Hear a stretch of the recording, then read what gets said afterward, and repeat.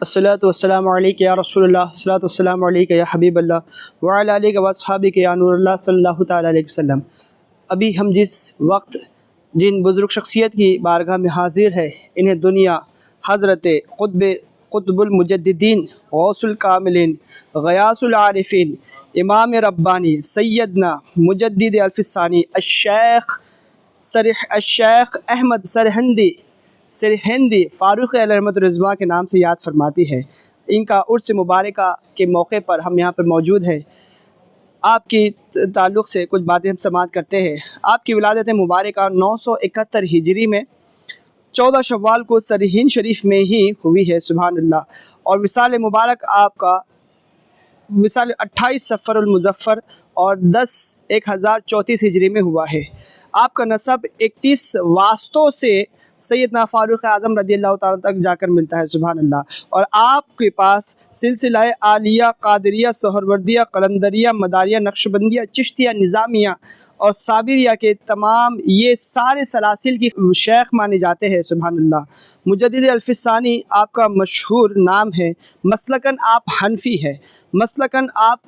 حنفی ہے اور آپ نے حنفیت کو ہی فروغ دیا ہے۔ آپ نے بہت بڑے کارنامے انجام دیے ہیں۔ آپ نے اپنی کتاب لکھی ہے مکتوبات ربانی، امام ربانی، اس میں وہ عقائد اور نظریات بیان فرمائے ہیں، سبحان اللہ، جو حضرت امام ربانی نے جو سواد آدم سے جو عقائد نظریات تھے، وہ خود ان سارے عقائد کو جمع فرما کر تمام عالم اسلام کو آپ نے وہ دیے ہیں، سبحان اللہ۔ حضرت امام ربانی مجدد الفسانی کی بہت ساری کرامتیں بھی ہیں، 700 سے زیادہ آپ کی کرامتیں آپ کی لکھی ہوئی ہے، اور نہ جانے اللہ رب العزت کتنا آپ کو شان عطا فرمائی ہیں۔ آپ کی کرامتیں بھی کچھ کرامتیں آپ کے سامنے میں پیش کرتا ہوں۔ حضرت امام ربانی کی بارگاہ میں ایک شخص آیا، کہا کہ حضور میں اللہ کی بارگاہ میں قرب چاہتا ہوں اور میں اللہ رب العزت کی بارگاہ میں حاضر ہونا چاہتا ہوں، یعنی اللہ کی بارگاہ میں راہ سلوک اختیار کرنا چاہتا ہوں۔ امام نے ایک ٹکڑا روٹی کا ٹکڑا اٹھایا اور اسے دے دیا۔ اس نے صرف جیسے ہی وہ روٹی کا ٹکڑا منہ میں ڈالنا تھا، اللہ نے علوم و عرفان کے سارے دروازے اس پر کھول دیے، سبحان اللہ۔ اور یہ آپ کی شان تھی۔ ایک شخص آپ کی بارگاہ میں آیا اور کہنے لگا، امام ربانی کی بارگاہ میں کہنے لگا، حضور میرے لیے دعا فرمائیے کہ میں حج کے لیے جانا چاہتا ہوں۔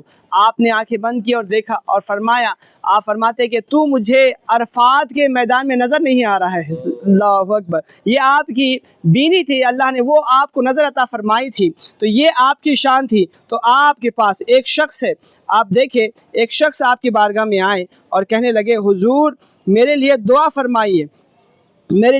فرمائیے، تو آپ نے دیکھا اور اس کے دل پہ نظر ڈالی، ان شخص کے، تو جیسے دل پہ نظر ڈالی اور فرمانے لگے تیرا دل تو عورت میں مشغول ہے، اللہ اکبر۔ جب تک تو عورت میں مشغول رہے گا، اس وقت تک تو کوئی شے حاصل نہیں کر سکتا۔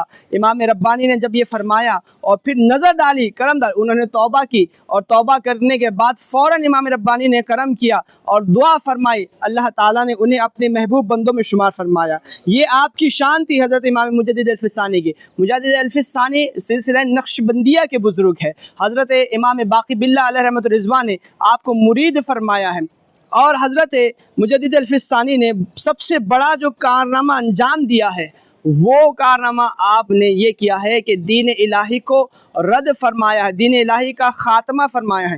دین الہی اس وقت جو ایسے خطرناک نظریات پیش کیے جا رہے تھے اور دین کو بگاڑا جا رہا تھا، ان سارے خطرناک نظریات کو آپ نے رد فرما کر، دین کو شفاف فرما کر، ہم تک اور آنے والی قیامت تک کی نسلوں تک آپ نے ان ساری چیزوں کو پیش کیا ہے۔ آپ جانتے ہو سب سے خطرناک جو اصول تھے وہ اکبر بادشاہ نے جو پیش کیے تھے، وہ یہ تھے کہ اذان کوئی نہیں دے گا، اللہ اکبر۔ بادشاہ کے دربار میں مسجد نہیں بنائی جائے گی۔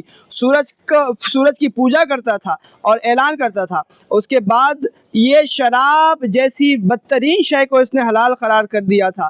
تو یہ ساری چیزیں اور بہت ساری ایسی خرافات ہیں جو دین میں اشد حرام ہے، وہ حرام قطعی ہے، اس نے وہ سارے چیزوں کو دور کرنے کی کوشش کی تھی اور ایسا دین پیش کرنے کی کوشش کی تھی، لیکن اللہ نے امام ربانی کے ذریعے سے ان سارے باطل فرقوں اور نظریے کو ختم فرما کر اللہ نے دین کو شفاف فرما کر اور تقویت بخشی ہے امام ربانی کے ذریعے سے۔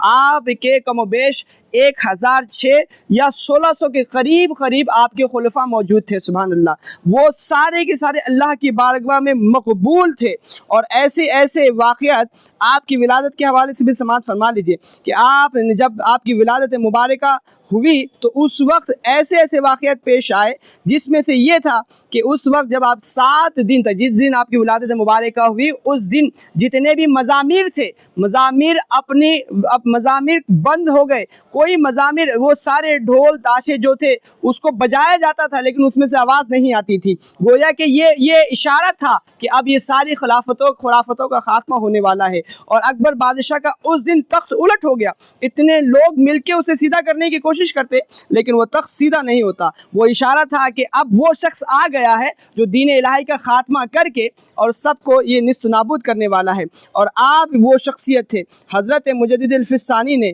حج بھی فرمایا ہے، سبحان اللہ۔ اور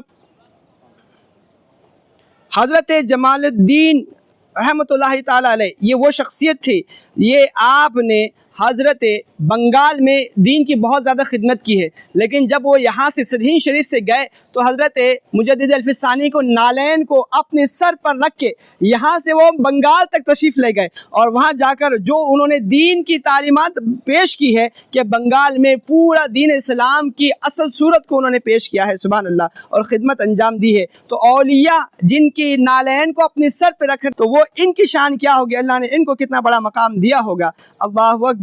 حضرت آپ کے بچپن میں ہی حضرت مجدد الفسانی 7 سال کی عمر میں ہی آپ نے قرآن مقدس کو حفظ فرما لیا، اور آپ 17 سال کی عمر میں آپ کو بشارت ہوئی کہ آپ طبقہ محدثین میں شمار کیے گئے ہیں۔ یہ اتنی بڑی بات ہوتی ہے۔ امام ربانی نے جو خطوط لکھے ہیں، آپ نے وہ خطوط میں نظریہ اہل سنت کو پیش کیا ہے۔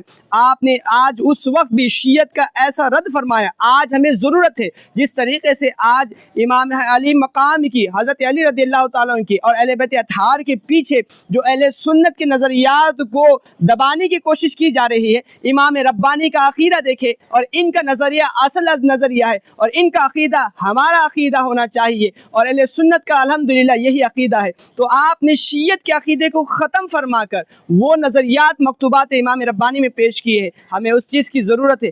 آج جس طریقے سے جو اہل بیت اطہار کے نام پر حضرت ابوبکر صدیق کی افضلیت پر اٹھایا جا رہا ہے سوال، حضرت امیر معاویہ رضی اللہ تعالیٰ عنہ کی شان میں سوال اٹھایا جا رہا، ان سب موضوعات پر امام ربانی نے ایسا رد فرمایا ہے کہ قیامت تک کے لیے شیعت کے یہاں پر آپ نے خاتمہ فرمایا ہے۔ تو ہمیں ضرورت ہے امام ربانی کی اور ان اولیاء کے عقائد کو اختیار کرنے کی۔ آج میری گزارش ہے عوام اہل سنت سے کہ آپ دیکھیں وہ نظریات رکھیں جو ان اولیاء کا اور جو ان اصفیاء کا جو نظریہ ہے، جو عقائد ہے، وہ ہمیں رکھنے کی ضرورت ہے۔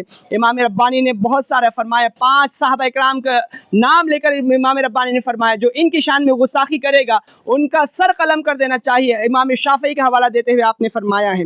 تو آپ دیکھیں یہ ایسے نظریات ہیں۔ حضرت عائشہ صدیقہ کی شان میں گستاخی کی جانے لگی، آپ نے وہ واقعات پیش کیے ہیں، اللہ اکبر، کہ ہم اسے بیان نہیں کر سکتے۔ بس الغرض مختصر یہی کہ امام کا بہت بڑا احسان ہے، آج ان کا 28 صفر کو عرس ہے، تو میری آپ حضرات سے گزارش ہے کہ ان کے بارگاہ میں خراج عقیدت پیش کرے، اور ہمیں بھی چاہیے ان کا احسان ہم نے ہمارے نسلوں تک بتانے کی ضرورت ہے، اور ہمارے نسلوں کو بھی ان کا پیغام پہنچانے کی ضرورت ہے تاکہ ان کے عقائد محفوظ رہے۔ اللہ رب العزت کی بارگاہ میں دعا کرتا ہوں مولا کریم ہمیں اور ہماری نسلوں کو ان کے غلاموں میں شمار فرمائے، اور ان کے عقائد و نظریات پر ہمیں قائم و دائم فرمائے۔